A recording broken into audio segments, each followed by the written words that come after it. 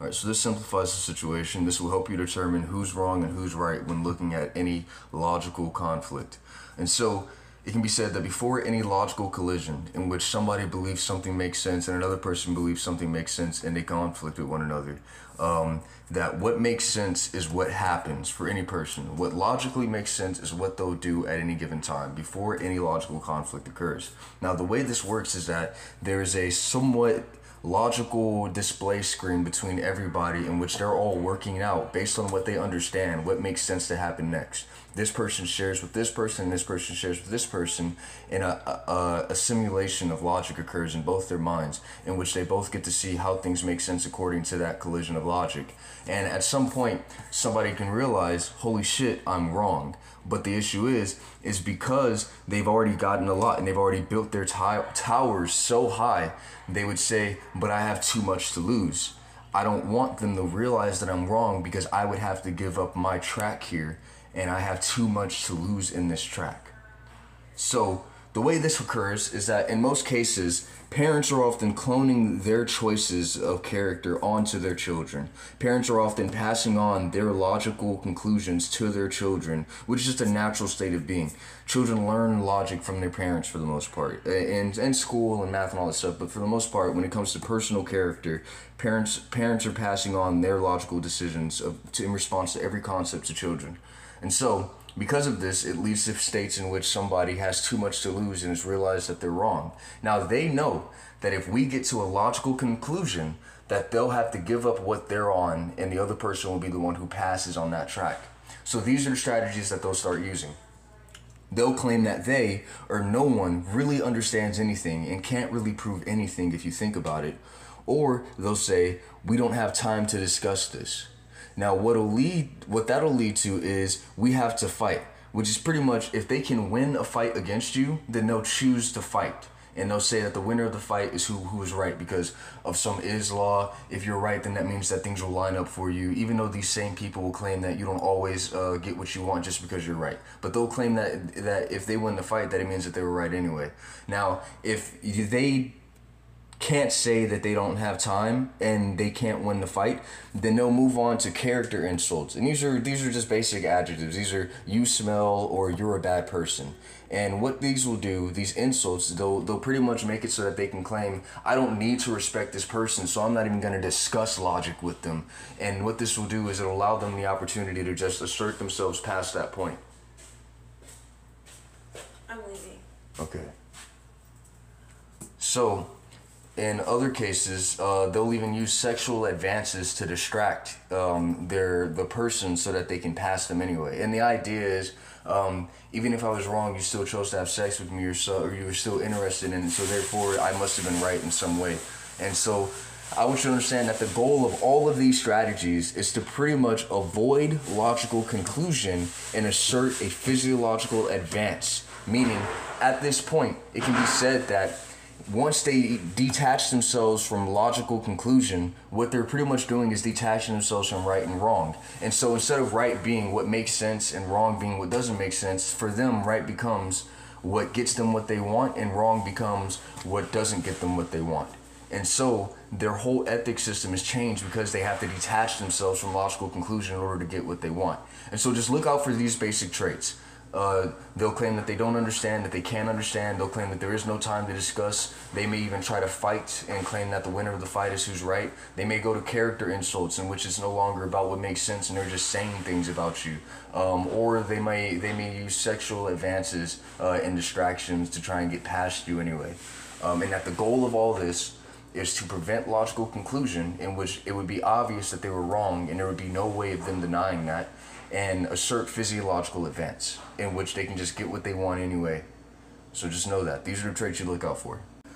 I'm going to put this into the video. So in that same logical simulation that occurs whenever we all discuss anything, there's sometimes a strategy that these people use in which they'll attempt to switch places with whoever was right.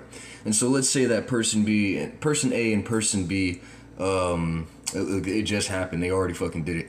Let's say that person A realizes that they're wrong and says, oh man, I gotta get out of this. What if I just do what they're doing? What if I just do what they would logically do in this situation? Then it would mean that I'm right and I took their place. And so what they're trying to do is they create this illusion, this sort of delusion, because they're detaching themselves from common sense, from logic. They start going crazy.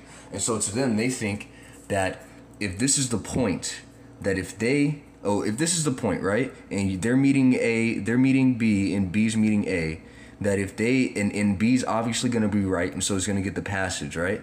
If A can fucking get in front of B and take B's place, then A will be right and it won't matter anymore. The only issue is all they're doing is just emulating those last couple of actions without the attached logical precedent, the entire structure of momentum that makes it make sense. And so all it is just dead ending both parties with the delusion.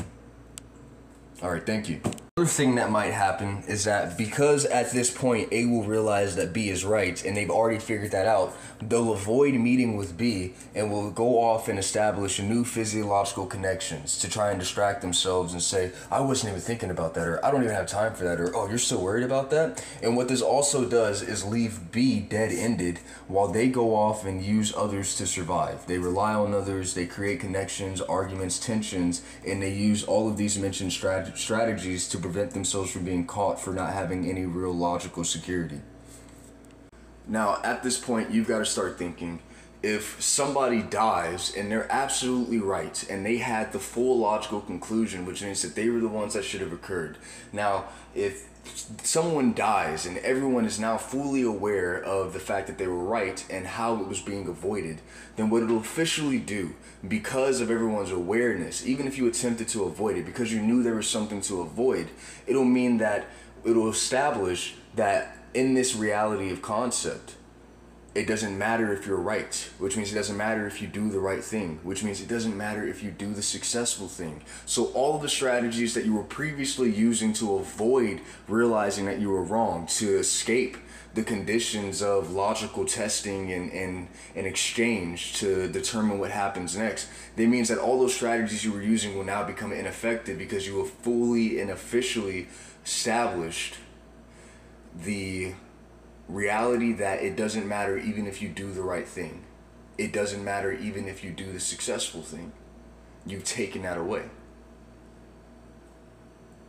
explain it better, let's say that this is the full logical conclusion, but because you avoided meeting it, you now go into a smaller logical conclusion, something that doesn't meet all of the points but still has enough structure to protect you and give you a route for physiological escape or advancement.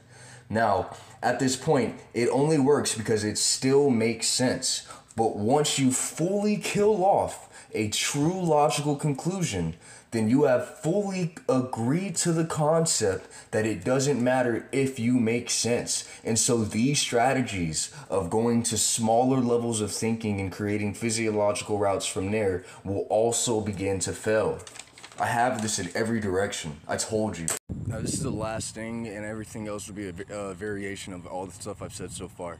So the last thing is, whenever they meet somebody who has logical conclusions that in their structure force a change on their route, they'll avoid that person. In order to compensate, they'll purposely hunt for and target people who have less logical structure than them.